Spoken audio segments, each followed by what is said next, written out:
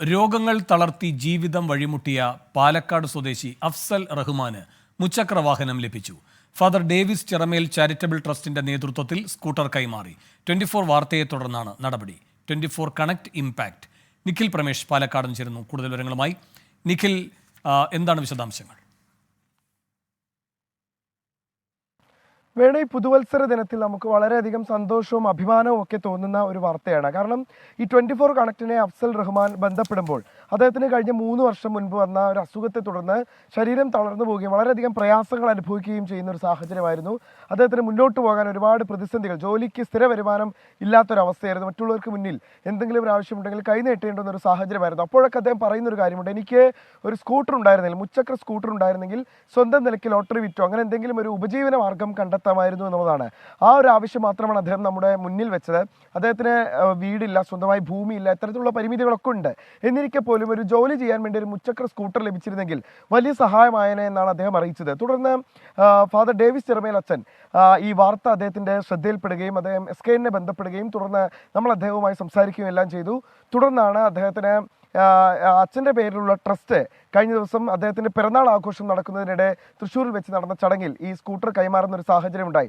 വളരെയധികം സന്തോഷം പങ്കുവെക്കുകയാണ് അഫ്സൽ റഹ്മാൻ. കാരണം കഴിഞ്ഞ കുറേ അധികം നാളുകൾ അദ്ദേഹത്തിൻ്റെ ഒരു ആഗ്രഹമാണ് ഒരു സ്വന്തമായ ഒരു സ്കൂട്ടർ ഉണ്ടായിരുന്നെങ്കിൽ, ഇത്തരത്തിൽ ഒരു സ്കൂട്ടർ ഉണ്ടായിരുന്നെങ്കിൽ എന്തെങ്കിലും ചെറിയ ജോലികളെങ്കിലും ചെയ്ത് ജീവിതം മുന്നോട്ട് കൊണ്ടുപോകാമായിരുന്നു എന്നുള്ളത്. അതുകൊണ്ട് തന്നെ അത് സാധ്യമായതിൻ്റെ സന്തോഷത്തിലാണ് അഫ്സൽ റഹ്മാൻ. അതിൻ്റെ ഒരു ചെറിയ ഭാഗമാകാൻ കഴിഞ്ഞതിൻ്റെ സന്തോഷം നമുക്കും വ്യക്തിപരമായുണ്ട്. എന്തായാലും ഈ അദ്ദേഹത്തിൻ്റെ ഇനിയുള്ളൊരു സ്വപ്നം എന്നുള്ള ഒരു വീടാണ്. അദ്ദേഹത്തിന് സ്വന്തമായി കയറി കിടക്കാൻ ഒരു വീടില്ല, സ്ഥലമില്ല. എന്തായാലും ലൈഫ് പദ്ധതിയിലൊന്നും ഇടം പിടിക്കാത്തത് കൊണ്ട് തന്നെ ആ സാധ്യതയും അടയുകയാണ്. തന്നെ മറ്റാരെങ്കിലും സഹായിക്കുമെന്ന പ്രതീക്ഷ അദ്ദേഹത്തിന് ഉണ്ട്. അതോടൊപ്പം തന്നെ സ്വന്തം നിലയ്ക്ക് ജോലി ചെയ്ത് മുന്നോട്ട് പോകാൻ കഴിയുമെന്നുള്ള വലിയ ആത്മവിശ്വാസവും അഫ്സൽ റഹ്മാനെ സംബന്ധിച്ചിടത്തോളം ഉണ്ട്. വേണു, നിഖിൽ, അഫ്സലിന്റെ കുടുംബമൊക്കെ എന്ത് പറയുന്നു? എല്ലാവരും വളരെ സന്തോഷത്തിലാണ് വേണു. കാരണം കുറഞ്ഞ സമയം കൊണ്ട് നമുക്കത് ഈ വാർത്ത ചെയ്തതിന് ശേഷം വളരെ വേഗത്തിൽ അദ്ദേഹത്തിന് ഇത് നൽകാൻ കഴിഞ്ഞു എന്നുള്ളത് തന്നെയാണ് ഏറ്റവും വലിയ സന്തോഷം. 24 കണക്റ്റിൻ്റെ ഒരു ലക്ഷ്യവും അത് തന്നെയാണല്ലോ. നമ്മൾ ഈ 24ൻ്റെ 5ാം വാർഷികത്തോടനുബന്ധിച്ച് പ്രഖ്യാപിച്ചതാണ് 100 വീടുകൾ വെച്ച് നൽകുമെന്നുള്ളത്. ആ തരത്തിലുള്ള ഒരുപാട് സന്നദ്ധ പ്രവർത്തനങ്ങൾ സംസ്ഥാനത്തിൻ്റെ വിവിധ ഭാഗങ്ങളിൽ നടക്കുന്നുണ്ട്.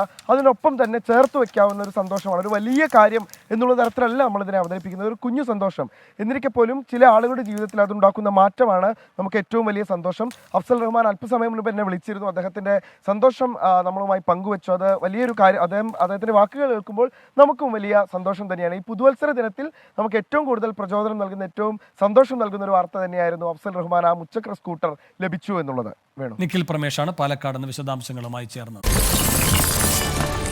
24 അഞ്ചിന്റെ വജ്രത്തിളക്കം.